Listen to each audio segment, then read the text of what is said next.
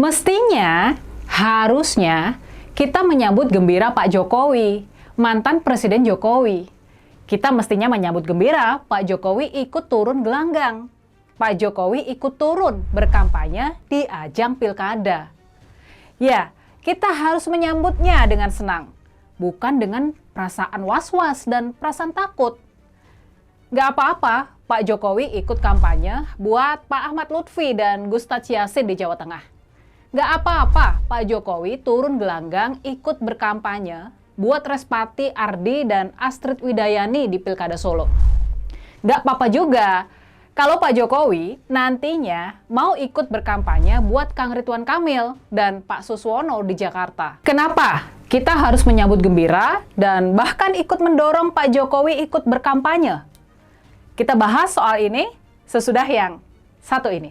Sebelumnya, jangan lupa like, komen, dan subscribe di kanal 2045 TV.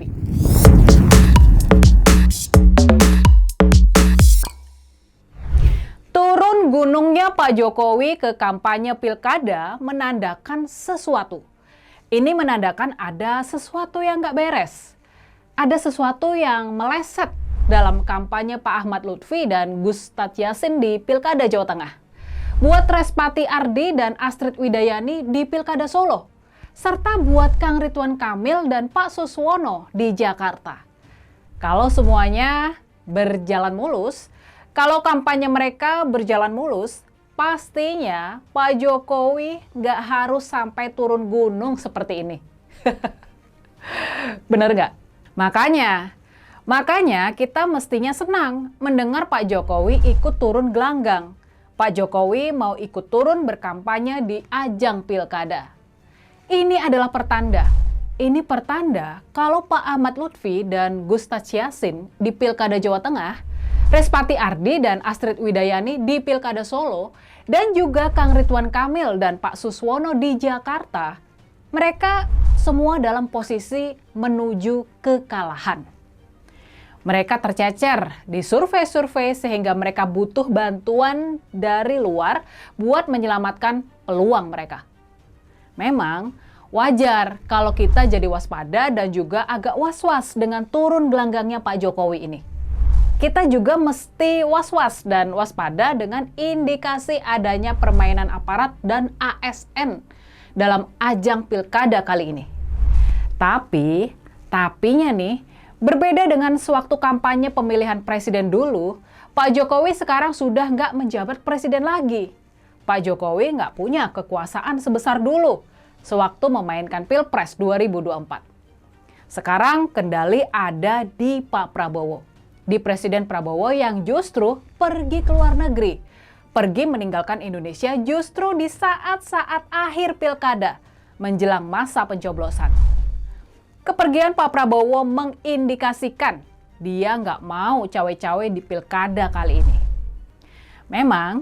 Memang sempat beredar video Pak Prabowo memberikan endorsement buat Pak Ahmad Lutfi dan Tas Yassin.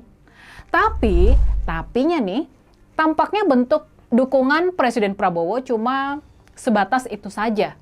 Selebihnya Pak Prabowo masih konsisten sama komitmennya buat nggak ikut campur soal pilkada. Bahkan, Kementerian Dalam Negeri sudah sepakat dengan DPR RI supaya mengucurkan bantuan sosial. Pengucuran bansos dari pemerintah dihentikan sementara selama pilkada tengah berlangsung.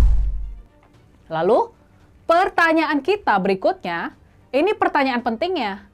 Lalu, sejauh mana sebetulnya ikut kampanyenya Pak Jokowi di ajang pilkada ini bakal berpengaruh dalam menyelamatkan pasangan Pak Ahmad Lutfi dan Gustaf Yassin di Pilkada Jawa Tengah, Respati Ardi dan Astrid Widayani di Pilkada Solo, dan juga Kang Ridwan Kamil dan Pak Suswono di Jakarta. Sejauh mana turun gunungnya Pak Jokowi di arena kampanye bisa meningkatkan perolehan suara mereka? Apakah kita yakin sokongan Pak Jokowi bakal diikuti sama rakyat? Atau mungkinkah sokongan Pak Jokowi malah membuat rakyat semakin muak? Gimana kalau menurut kalian? Yakin kalau dukungan Pak Jokowi masih ampuh buat memenangkan pilkada? Gimana kalau kejadiannya malah sebaliknya? Oke, seperti biasa, tulis pendapat dan analisa kalian di kolom komentar ya.